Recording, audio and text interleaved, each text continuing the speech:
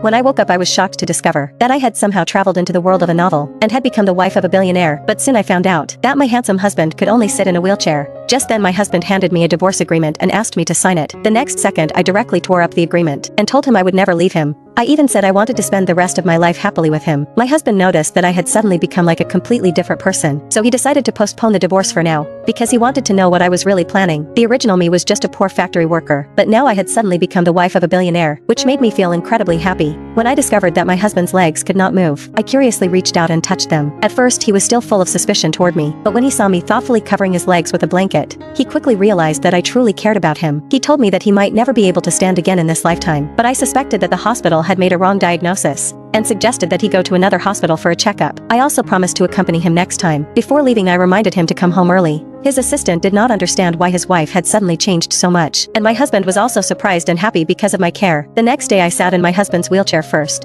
telling him that I wanted to personally take him to work. Then I helped him sit on my lap. The two of us went to the company together in the wheelchair. After my husband finished handling his work, I went to his office again. I told him that the weather had turned cold and brought him a coat. Then I invited him to fly a kite with me. Just when he wanted to refuse, I covered his mouth with my hand and directly pushed him out of the company. Not long after we arrived outdoors to fly a kite, I pushed the wheelchair with all my strength, hoping to make the kite fly into the sky. But no matter how hard I tried, the kite still would not fly. In the end, my husband pulled me onto his lap, then controlled the wheelchair to help me fly the kite. At that moment, we finally succeeded. Later, my husband asked me why I insisted on bringing him to fly a kite. I simply told him that I just wanted to spend more time with him. That day, my ex-boyfriend suddenly came to find me. He asked whether my husband was still alive. It turned out that the original female lead in the novel had always wanted to take away my husband's fortune. She even teamed up with my ex-boyfriend to create a car accident and frame my husband, causing him to lose the ability to move his legs and also lose all his memories. So I deliberately poured him